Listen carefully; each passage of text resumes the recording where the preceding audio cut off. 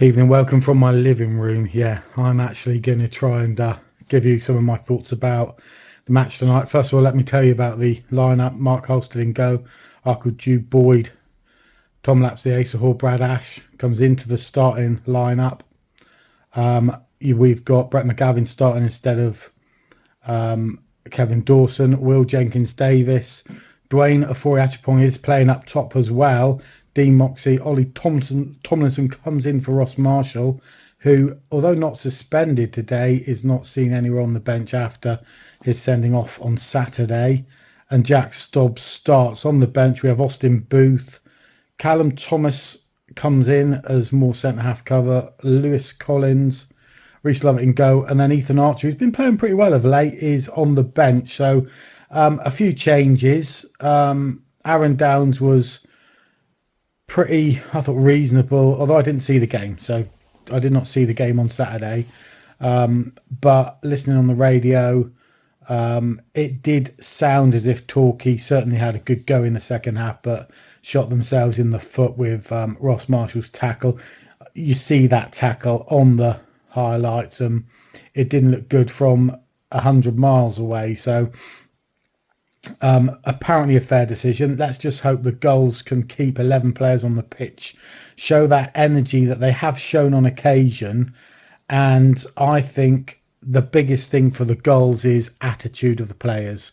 So they got to play like professionals they claim to be and show professionalism in their decision making when they've got the ball, their organisation, the communication they've got, and a positivity and a kind of a professional work ethic and resilience when things don't go their way. This is probably what Aaron Downs has been saying to the team, and in fairness, Gary Johnson's probably been saying to it for them for the whole season as well. A lot of people will be absolutely cussing at me saying this, but you know, we got the team we've got. We got to make the best of the team we've got, and let's hope the players out there tonight can come in with a result. Don't go anywhere. Catch up with you maybe near half time. My prediction tonight, I think we're going to win tonight, surely. It's got to happen sooner or later. Chance.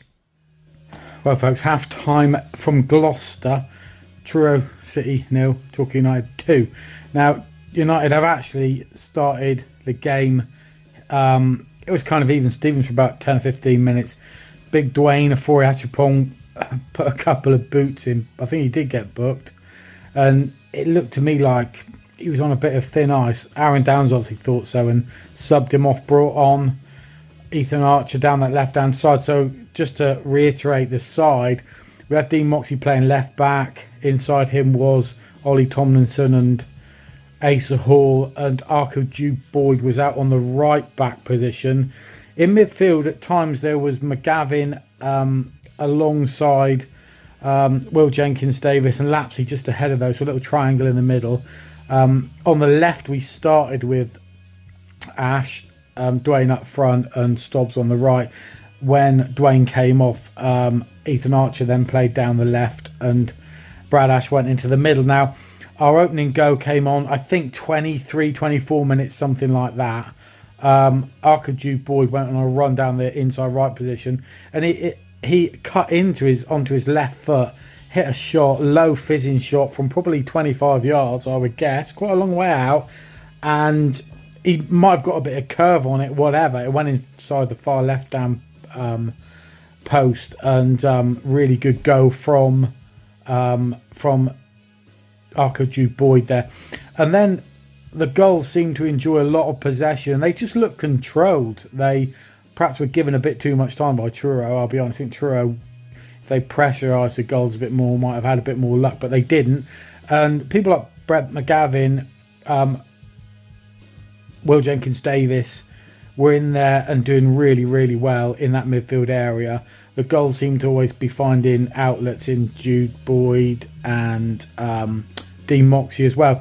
The second go came with McGavin playing a really nice little 1-2 with Ethan Archer, and Archer wasn't making a run, but he drew the right back in from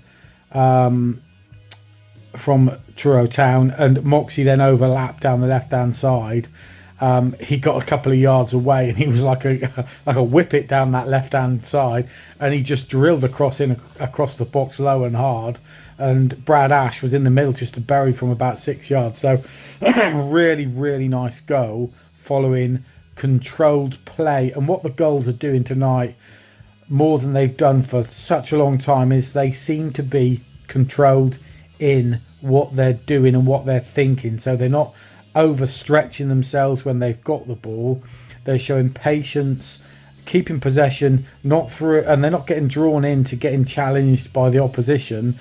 There seems to be movement, more communication and availability from players. That being said, Truro are perhaps making our lives a little bit easy, but if it carries on like this, the Gulls should go on and win. Now, can the Gulls maintain 2 half performances of good quality? Doesn't happen very often, does it, folks? Join me at the end of the match and we'll see if they've done that. So 2-0 up at half time. Come on, you yellows. This is rare, isn't it? Don't go anywhere. Right, folks, midway through the second half, Truro have started this second half a lot more energetically than Torquay, and they have stepped up the work rate and have been the better side, really.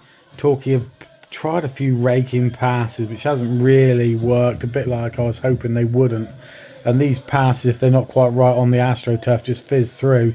That being said, possibly one of the best chances did come to Ethan Archer, but that was on about 20 minutes into the second half. But Gulls really trying to slow the game down, whereas I think they want to just step it up a little bit. But looking safe at the moment at 2-0. 25 minutes to go. Final score from Gloucester: Truro City 1, Torquay United 2. Torquay never really stepped up the tempo in the second half. They did have a couple of chances from Ethan Archer, who I think could have perhaps done better. One touch he did delay rather than pulling the trigger.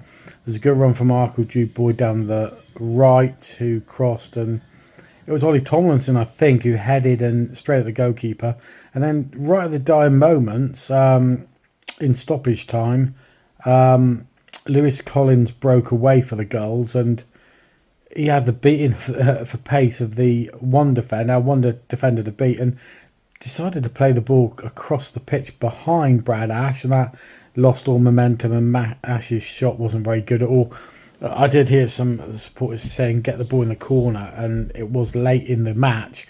Then of course Truro got the other end, and Ed Palmer heads home in the 3rd minute of stoppage time. There were 4 minutes added, so then the last minute of foul on Ryan Law meant that Truro had a free kick right at the very end. They chucked the goalie up and everything, but they just fizzled out. They played over everybody and nothing happened. So Torquay deserved the win.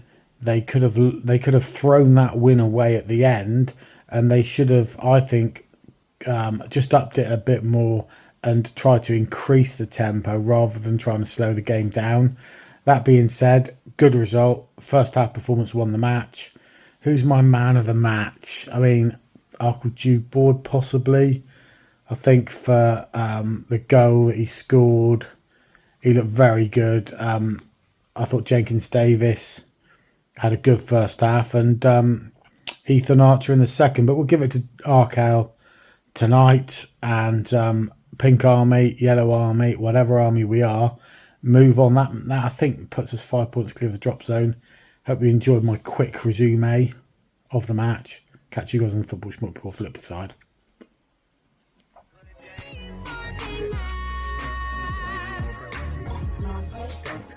I couldn't have said it better myself.